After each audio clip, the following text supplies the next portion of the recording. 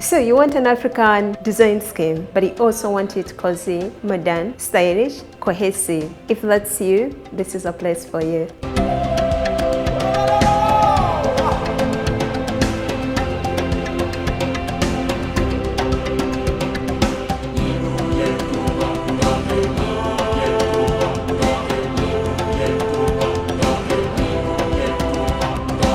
Hi everyone, welcome to Kunda 7, a place where we talk about things to elevate our homes or ideas that we can apply to our homes to make them very cohesive, very relaxing. And so today we're going to talk about designing your living room. So how do you design a cohesive space? One of the things that I would really suggest, my number one point, is going to be have a design concept. Defining your design concept, you're going to ask questions like, how do I really want to feel in this place, and what design style do I want really to have in this place? Asking yourself these questions will help you define what kind of furniture you're going to bring into your home actually. For instance, if you have kids, you can't, for example, just buy white sofas or go for linen. If I have young kids, I would always go for material like maybe the leather, so that you don't end up spending so much money in the long run. For some people, it will be easy actually to come up with the design concept, while for some people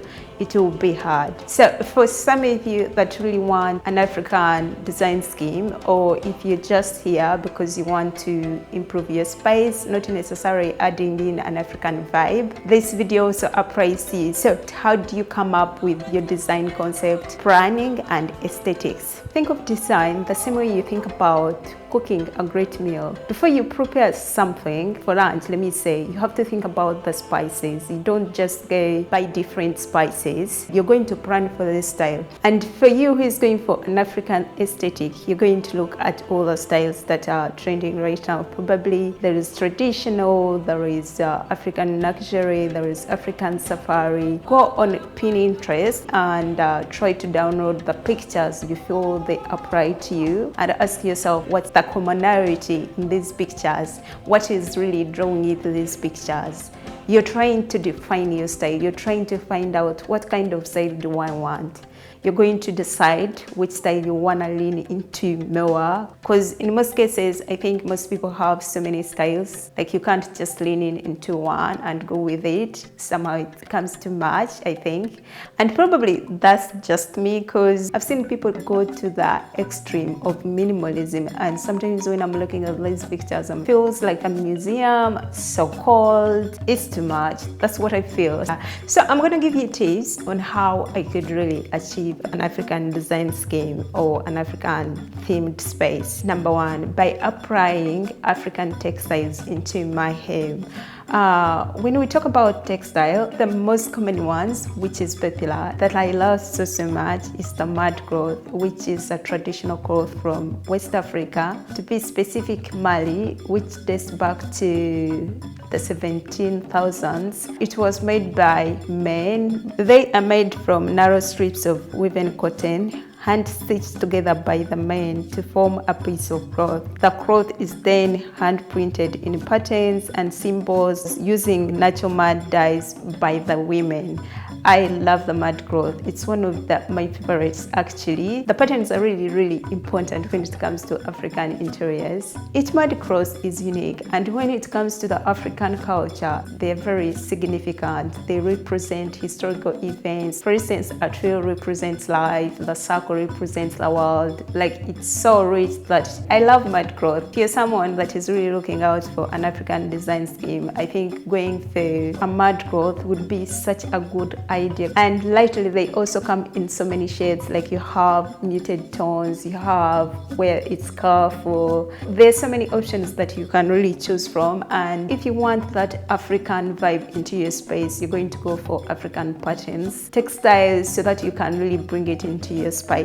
Another African textile that is really popular, that has really stood a test of time, that is popular and is really like designed in so many other styles, it's the Kuba cloth, which I love so much. When I pulled this pillow, this design, this is the Kuba cloth, which came from the Congo.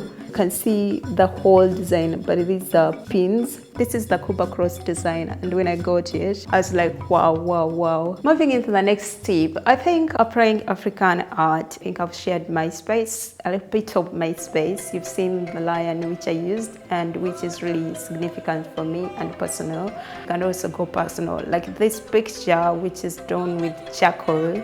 I think this guy is really amazing. I saw it online and I was like, wow, this would be great. So you could just buy a picture of an African woman. That's what I'm saying.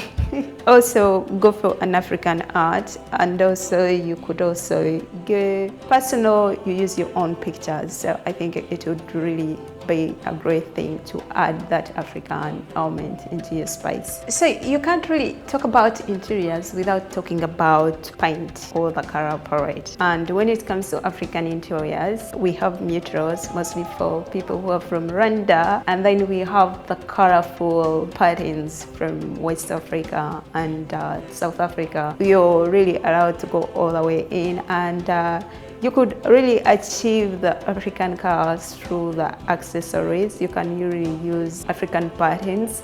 For instance, you could use these accent chairs, which are really amazing in this Cuba design, which is amazing in a colorful form. Also, you could also go for accent walls. An accent wall in ochre would really look great. Unless the space is really meant for creativity, I wouldn't really paint my space into yellow. So if you're choosing your color for an African design scheme, have the bold colors in accents when you're designing your living space. Apply the 60-30-20 rule.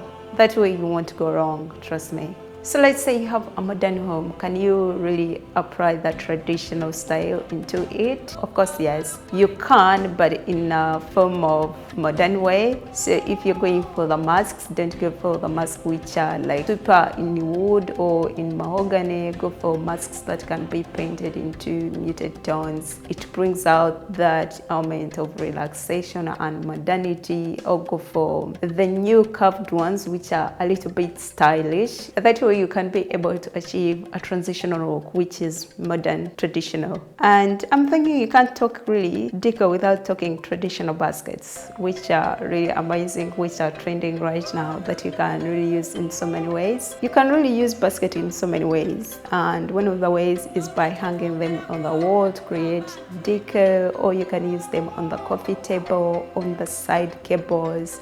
The good thing is that they are 100% handmade and they are really environmental friendly. I love that about them. And also you can use them as plant holders, which is really amazing, and so much that you can really do with a basket. And you can also have them in so many different colors. And I'm also going to talk about engabo. What's engabo in English? My God, I don't know that, but I'm just gonna show you a picture here. You can use them as wall hangings. Just like I've said, you can set a basket on the coffee table, which looks amazing, and also you can use what is called a pianzi, and mainly they were used as to make yogurt. Yes, to make yogurt. I find like it's amazing that today like they've gotten that style and made it into home decor accessories, which is amazing. And another thing you're going to consider is choosing light fixtures that are really African inspired. There's so many online, I've seen them, except that you have to research your companies before you buy from them. Yeah, it's been really difficult, I think, finding African companies that can really ship abroad. It's quite a challenge, but soon I hope it will be able to be solved, because I was talking to some people and I think once that is possible, I'll be able to link for you guys some links here. Yeah, so choose your light carefully. Yeah, because a lighting can really make a space or break a space. So when you're choosing your lighting, make sure it's perfect for your skin or for all skin types, because sometimes like people have hospital lights into their space. It's not good for people who visit you, and the fact that this is a living space, I think the lighting should be flattering to all skin types. So for a cohesive space, I think that really things that really count more, and that's lighting and also the color palette. Colors are really important. There is a way they play on the psychology of a person. Yes, so when you're selecting your colors, know what mood you want to achieve, how do you want to feel in the space, or what is the space going to be used for,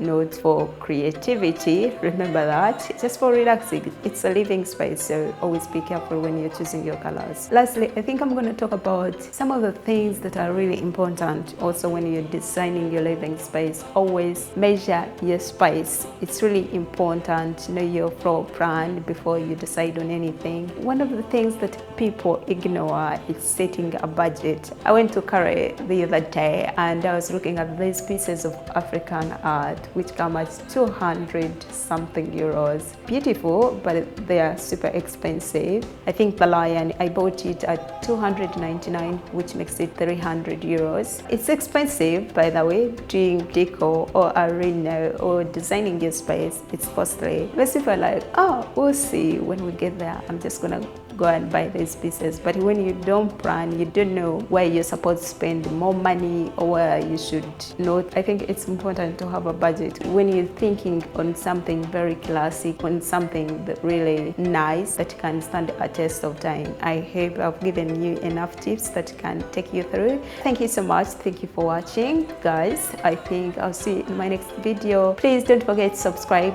I think I'll see you then. Bye bye.